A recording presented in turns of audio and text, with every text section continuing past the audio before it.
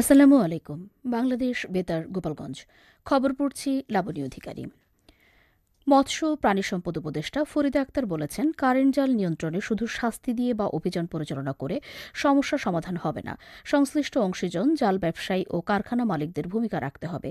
গতকাল মুন্সিগঞ্জ জেলা প্রশাসকের কার্যালয়ে এক মতবিনিময় সভায় প্রধান অতিথির বক্তৃতায় তিনি কথা বলেন। তিনি বলেন, মুন্সিগঞ্জ সহ দেশের বিভিন্ন অঞ্চলে কারেন্ট জাল উৎপাদিত হচ্ছে। এগুলো নিয়ন্ত্রণে নিয়মিত অভিযান পরিচালনা করে এসব জাল জব্দ করা হচ্ছে। মৎস্য ও প্রাণী সম্পদ উপদেষ্টা বলেন, কারেন্ট জাল সস্তা ও হালকা হওয়ায় পরিবহনের সুবিধার কারণে জেলেরা এগুলো বেশি ব্যবহার করছে। ফরিদা আক্তার বলেন, বাংলাদেশের ইলিশ পৃথিবীর সেরা, তা নিয়ে আমরা গর্ব করতে পারি, কিন্তু অবৈধ জাল ব্যবহার করে জাটকা ধরা হচ্ছে, যা খুবই দুঃখজনক। অবৈধ জাল উৎপাদন, বাজারজাতকরণ যেন না করা হয় সে বিষয়ে আরও সচেতন হওয়ার আহ্বান জানান মৎস্য ও প্রাণী সম্পদ উপদেষ্টা ফরিদা আক্তার।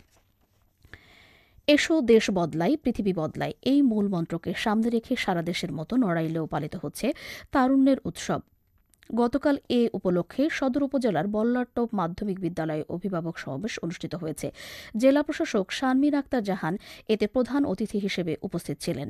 অতিরিক্ত জেলা প্রশাসক শিক্ষা ও আইসিটি মোহাম্মদ আহসান মাহমুদ রাসেল, উপজেলা নির্বাহী কর্মকর্তা সঞ্চিতা বিশ্বাস, জেলা প্রাথমিক শিক্ষা অফিসার মোহাম্মদ জাহাঙ্গীর আলম, উপজেলা মাধ্যমিক শিক্ষা অফিসার এস.এম. সুলতান মাহমুদ সহ সংশ্লিষ্টরা এ সময় উপস্থিত ছিলেন। নড়াইলের কালিয়ায় উপজেলা পর্যায়ে দিনব্যাপী ৪৬তম জাতীয় বিজ্ঞান ও প্রযুক্তি সপ্তাহ, নবম বিজ্ঞান অলিম্পিয়াড, বিজ্ঞান বিষয়ক কুইজ প্রতিযোগিতা ও পুরস্কার বিতরণী গতকাল সরকারি পাইলট মডেল মাধ্যমিক বিদ্যালয়ে অনুষ্ঠিত হয়েছে। উপজেলা নির্বাহী কর্মকর্তা মোহাম্মদ রাশিদুজ্জামান এতে প্রধান অতিথি হিসেবে উপস্থিত ছিলেন। সরকারি বেসরকারি বিভিন্ন দপ্তরের কর্মকর্তা, উপজেলার বিভিন্ন শিক্ষা প্রতিষ্ঠানের শিক্ষক শিক্ষার্থী সহ গণ্যমান্য ব্যক্তিবর্গ এ সময় উপস্থিত ছিলেন। মেলায় মোট ৮টি স্টল খোলা হয়। এতে স্টলে মাধ্যমিক বিদ্যালয়, মাদ্রাসা ও কলেজের ক্ষুদে বিজ্ঞানীরা তাদের উদ্ভাবনী যন্ত্রপাতি প্রদর্শন করেন। নড়াইলের কালিয়ায় রাইস ট্রান্সপ্লান্টার যন্ত্রের মাধ্যমে বোরো ধানের সমন্বয় চাষাবাদের চারা রোপণ কার্যক্রম গতকাল উপজেলার কলাবাড়িয়া মাঠে উদ্বোধন করা হয়েছে। জেলা কৃষি সম্প্রসারণ অধিদপ্তরের উপপরিচালক মোহাম্মদ জসিমউদ্দিন প্রধান অতিথি হিসেবে এর উদ্বোধন করেন। কালিয়া উপজেলায় নির্বাহী অফিসার মোহাম্মদ রাশিদুজ্জামানের সভাপতিত্বে উপজেলা কৃষি অফিসার ইভা মল্লিক, জেলা ও উপজেলা কৃষি কর্মকর্তা সহ কৃষক কৃষিনাদিয়া এ সময় উপস্থিত ছিলেন। গোপালগঞ্জে সেতুর অ্যাপ্রোচ নির্মাণের অর্থ আত্মসাতের অভিযোগে জেলা পরিষদের সাবেক সহকারী প্রকৌশলী ও ঠিকাদারের বিরুদ্ধে মামলা করেছে দুর্নীতি দমন কমিশন। দুদকের প্রধান কার্যালয়ের নির্দেশে জেলা দুর্নীতি দমন কমিশনের সহকারী পরিচালক মোহাম্মদ সোহরাব হোসেন বাদী হয়ে গতকাল মামলাটি করেন। মামলার আসামিরা হলেন গোপালগঞ্জ জেলা পরিষদের সাবেক সহকারী প্রকৌশলী আনিসুর রহমান ও মেসার্স হাবিব অ্যান্ড কোং ঠিকাদারি প্রতিষ্ঠানের স্বত্বাধিকারী হাবিবুর রহমান। জেলা জজ আদালত মামলাটি গোপালগঞ্জ জেলা দুদকের সহকারী পরিচালক বিজন কুমার রায়কে তদন্তের নির্দেশ দিয়েছেন। নড়াইলের কালিয়া পৌর এলাকার বেন্দারচর গ্রামের ৭৮ বছর বয়সী বীর মুক্তিযোদ্ধা শহীদ বিশ্বাস গতকাল খুলনার একটি বেসরকারি হাসপাতালে হৃদরোগে আক্রান্ত হয়ে ইন্তেকাল করেছেন। ইন্না লিল্লাহি ওয়া ইন্না ইলাইহি রাজিউন।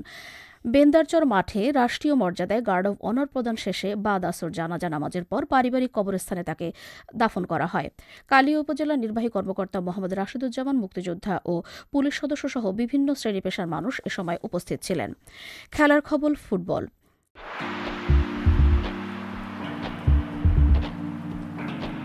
গোপালগঞ্জ শেখ ফজলুল হক মনি স্টেডিয়ামে ২ দিনব্যাপী প্রাথমিক বিদ্যালয় বালক ও বালিকা গোল্ড কাপ ফুটবল টুর্নামেন্টের গতকাল উদ্বোধন করা হয়েছে। জেলা প্রশাসক মোহাম্মদ কামরুজ্জামান এই টুর্নামেন্টের উদ্বোধন করেন।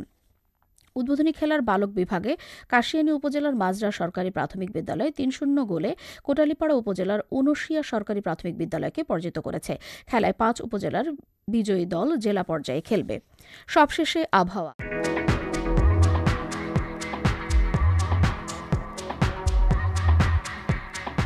আজ সন্ধ্যা ৬টা পর্যন্ত আবহাওয়ার পূর্বাভাসে বলা হয়েছে, দেশের অভ্যন্তরীণ নদীবন্দরসমূহের জন্য কোনো সতর্কবার্তা নেই এবং কোনো সতর্ক সংকেতও দেখাতে হবে না। খবর শেষ হলো। আমাদের পরবর্তী খবর প্রচারিত হবে আগামীকাল সকাল ৮টা ৩০ মিনিটে বাংলায়।